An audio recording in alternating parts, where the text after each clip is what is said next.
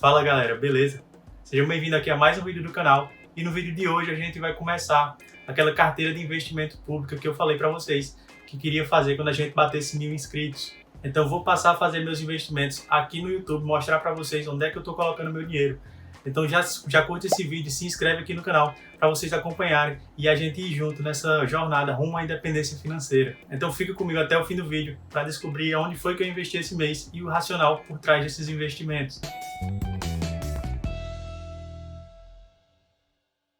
Bom, antes da gente ir para os investimentos em si, queria só dar uma notícia rápida que a B3 ela anunciou que vai cortar a taxa de custódia do Tesouro Selic para investimentos até R$10.000. Aquele 0,25 que você paga a B3 somente por estar investindo no Tesouro Selic em cima de todo o seu capital, não vai existir mais até investimentos de R$10.000. Se você tiver R$15.000 investidos, esse 0,25 só vai incidir sobre o que exceder os R$10.000. Isso é muito bom, isso é excelente para o pequeno investidor, para quem está começando a investir, que já é um custo a menos e o dinheiro dele passa a render mais no cenário de juros tão baixo. É mais um incentivo para ele sair da poupança e buscar investimentos um pouco maiores, ainda que pequenos, porque o cenário de juros, como eu disse, está muito baixo. Bom, mas vamos lá. Eu lancei uma enquete na comunidade aqui do YouTube, perguntando como seria o tipo de carteira que vocês queriam que eu montasse aqui. Se somente de fundos imobiliários, se de fundos imobiliários mais ações, mais caixa, ou então só ações e fundos imobiliários, ou como se eu estivesse começando a investir do zero hoje. E aí estava lá meio que balanceado os resultados e eu decidi juntar tudo. Eu vou criar uma carteira real, como se eu estivesse começando a investir, como se eu estivesse começando a minha vida de investimentos hoje. E aí, claro, quando a gente fala em investir, a gente precisa ter um objetivo. E o meu objetivo aqui, acho que pode ser o de muitos de vocês, é a independência financeira, é conseguir viver de dividendos, viver de renda. E para isso a gente precisa fazer algumas metas e marcos no meio do caminho. E o primeiro marco que eu criei, para quem está começando a investir com pouco dinheiro, eu acredito que seja R$1.000 investidos. E aí eu vou fazer de 0 a 1.000. E quando a gente atingir essa meta, a gente vai fazer o quê? Dobrar a meta? Não, a gente vai multiplicar essa meta por 10. Vai fazer 10.000, depois 100.000, depois 1 milhão e a gente vê. E aí a gente vê até onde é que isso vai. Primeiro marco, R$1.000. Mas para ser uma meta, ela precisa ter um tempo. Então eu quero atingir R$1.000 em pelo menos 4 meses. A ideia de criar uma carteira pública é primeiro mostrar o que é que eu estou fazendo com o meu dinheiro. Não adianta eu estar aqui só falando sobre investimentos, sobre fundos imobiliários, falando um pouco sobre ações também, mas não mostrar o que é que eu estou fazendo de fato com o meu dinheiro, se o meu dinheiro está indo para aquilo que eu estou meio que pregando aqui no YouTube, mas também com o objetivo de incentivar o pequeno investidor, quem está começando a investir com pouco dinheiro, porque o começo da jornada ela é um pouco sofrida, porque os dividendos são pequenos, a rentabilidade é pequena. E aí eu acho que quanto mais ajuda a gente tiver no começo dessa jornada de investimentos, melhor. E quando a gente vai junto, a gente vai mais longe. Então se você já faz investimentos com valores maiores, com aportes maiores, você pega os insights sobre os investimentos que eu vou trazer nos vídeos, e é só uma questão realmente de proporção. Como eu já falei em outros vídeos, eu prefiro diversificar desde o início, porque isso cria um hábito de diversificação, isso vai moldando a minha mentalidade investidora, por mais que no início isso não faça tanta diferença, porque o capital é pequeno. Mas vamos lá, hoje eu investi aproximadamente R$217 em uns quebradinhos. Eu fiz uma operação meio que em cima da hora lá, então não deu tempo de gravar. Bom, primeiro que a gente já acompanha alguns fundos aqui no canal, então eu já tenho em mente quais são os fundos que eu vou querer formar nessa minha carteira. Só que hoje, quando eu fui olhar, quando eu fui identificar o que eu iria comprar, eu notei uma oportunidade num fundo lá que eu não investia antes, mas que vou explicar por que eu comprei ele hoje. Então o fundo imobiliário que eu comprei hoje foi o Vino11, um fundo de escritórios. E se você já me acompanha aqui no YouTube, se você me acompanha lá no Instagram, se você manda direct no Instagram e fala comigo lá, você vai saber que eu estou muito cauteloso com o setor de escritórios.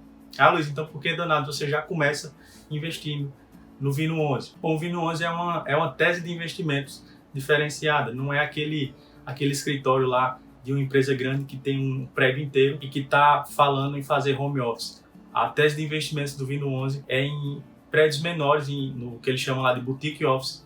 São prédios menores localizados em áreas mais nobres, perto de áreas residenciais. Então é um público diferente, é uma tese de investimentos no setor de escritórios completamente diferente. E aí é nessa tese que eu estou apostando no sentido de saber se ela vai dar certo, porque ela ainda não se provou no tempo. Por isso o prêmio que eu preciso no Vino Office é um pouco maior do que em outros fundos de escritório. Eu já falei em outros vídeos aqui do canal e eu vou deixar aqui na descrição sobre o Vino Office eu tenho lá duas ponderações importantes a fazer. Primeiro, que a maior cliente do Vino Office é a própria gestora, é a própria Vinci Partners. Isso deixa brecha para algum conflito de interesse.